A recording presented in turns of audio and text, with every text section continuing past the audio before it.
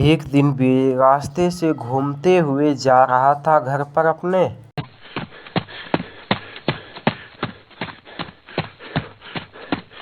तभी उसको कुछ आवाजें सुनाई देती है और बीर वहीं पर रुक जाता है।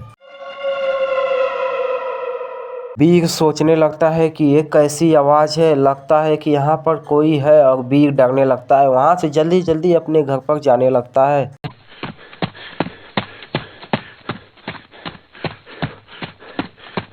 फिर बीर घर पर पहुंचकर सो जाता है। उसको रात भर नींद नहीं आती है कि रास्ते में मैं आ रहा था वो कैसी आवाज़ें हैं।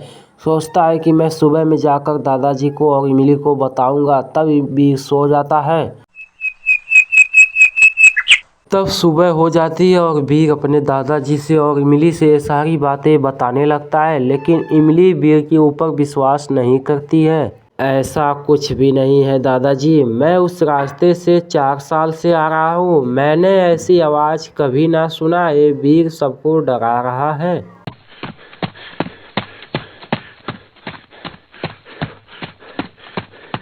अगले दिन इमली उसी रास्ते से जाने लगती है और इमली को भी वही आवाज़ें सुनाई देती है। इमली को कुछ समझ में नहीं आ रहा था यहाँ पर क्या है। तभी इमली को चक्कर आ जाता है और इमली वहीं पर गिर जाती है। वहाँ पर बहुत बड़ा शैतान आ जाता है और इमली को उठाकर लेकर चला जाता है जंगल की तरफ।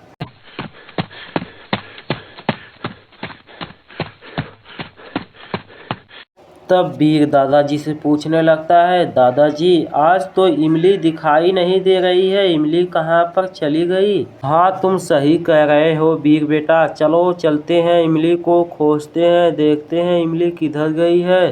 तब वहाँ से बीर और दादाजी इमली को खोजने के लिए जंगल के तरफ चल पड़ते हैं।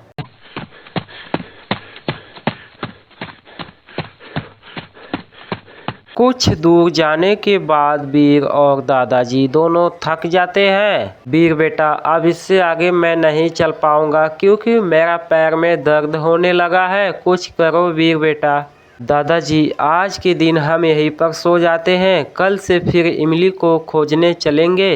तब वहाँ पर बीर और दादाजी दोनों सो जाते हैं। तभी उन्हें कुछ आवाज़ें सुनाई देती है जंगल की तरफ से। अरे दादाजी एक कैसी आवाज़ थी? आवाज़ तो लगता है इमली की है, चलो देखते हैं जंगल की तरफ।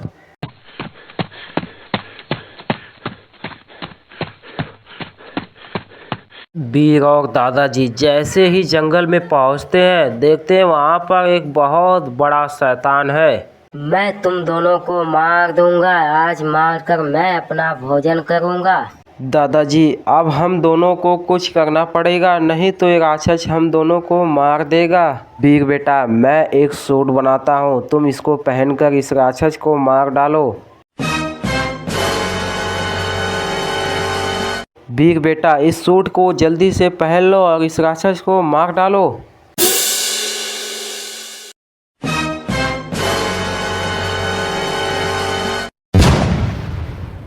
अरे वाह वीर, तुमने तो इस शैतान को मार दिया, नहीं मारते थे हम लोगों को खा जाता। बॉस बॉस, जो तुम्हारा बनाया हुआ राक्षस था जंगल में उसको वीर ने मार दिया, मुझे अभी पता चला है। मोटू शैतान तुम जाओ उन दोनों को ख़त्म कर दो, इधर नहीं आने पाए। ठीक है बॉस, मैं अभी जाता हूँ, उन दोनों को अभी ख़त्म कर देता हूँ।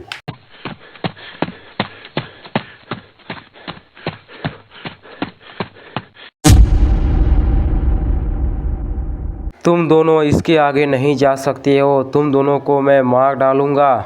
तभी मोटू और बीर में लड़ाई हो जाती है।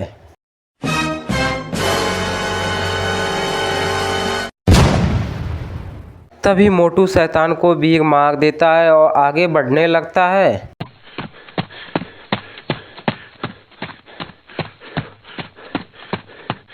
अरे तुम सब किधर जा रहे हो? आओ मेरे नाव में बैठकर चलो, मैं तुम लोगों को पहुंचा दूंगा तुम जहां जाना चाहते हो। नहीं बीर बेटा तुम इसमें मत बैठना, मुझे लगता है कि ये किसी का चाल है। नहीं तुम जाओ, हम लोग चले जाएंगे, हम लोग नहीं बैठेंगे।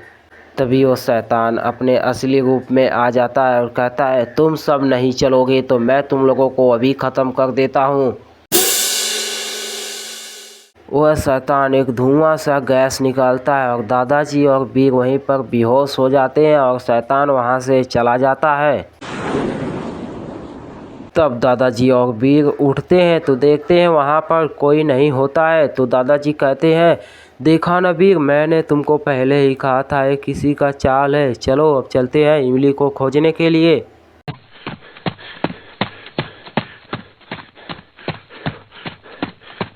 बॉस उन दोनों इस तरफ आ रहे हैं, उन लोगों को मैं नहीं रोक पाऊंगा।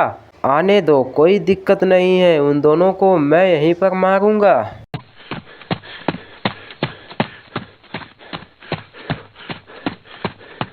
आओ वीर आओ, मैं तुम लोगों का ही इंतजार कर रहा था, आखिर तुम दोनों यहाँ पर पहुँच ही गए।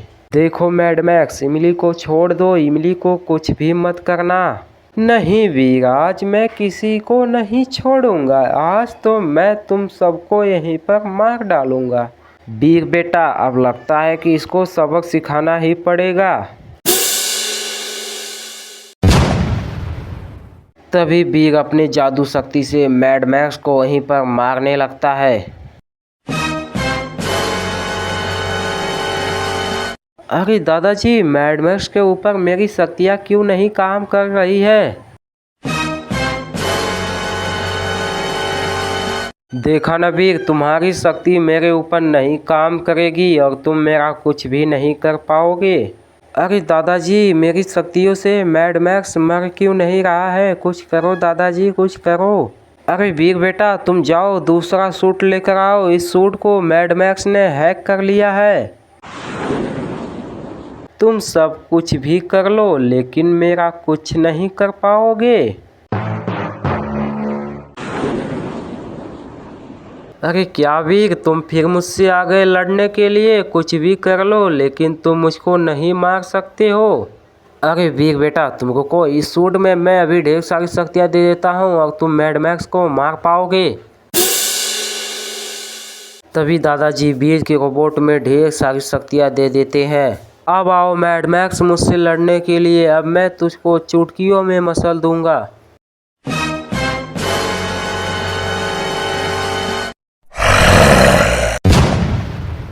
तभी वीर दादाजी को और इमली को सही सलामत वहां से लेकर घर पर जाने लगता है। अरे तुम सब किधर चल गए थे? मैं तुम लोगों को कब से खोज रहा था। तभी वीर सारी बातें अपनी दादी जी से बताने लगता है। देखो दादी जी, मैंने इमली को मना किया था कि इमली तुम उधर मत जाना, उस रास्ता बहुत ख़तरनाक है, लेकिन इमली ने मेरी बात नहीं मानी और उस रास्ते पे गई। इसको मैड मैक्स ने मारने वाला था, तभी मैं जाकर इनको बचा लिया। तब घर के पास ही इमली और वीर दोनों फुटबॉल खेल रहे होते हैं। तभी इमली मारती है फुटबॉल, हवा में उड़ते हुए बहुत दूर चला जाता है। वीर, फुटबॉल तो बहुत दूर चला गया है, जाऊं मैं उसको लेकर आऊं? नहीं इमली, वहां पर नहीं जाना है, हम तो तुमको पहले से ही मना कर रखा है, उधर नहीं जाना है, जाने दो, फुटबॉल ही तो गया है। अरे वीर, अरे इमली, तुम दोनों इतना उदास क्यों हो? दादाजी, इमली ने फुटबॉल को मार दिया, फुटबॉल बहुत दूर चला गया है, तुम दोनों उदास मत हो, मैं अपनी शक्तियाँ से अभी फुटबॉल बनाकर तुम दोनों को दे देता हूँ। अरे वाह दादाजी, तुमने तो फुटबॉल बहुत मस्त बनाया है, इस फुटबॉल को खेलकर हम लोगों को बहुत मज़ा आने वाला है।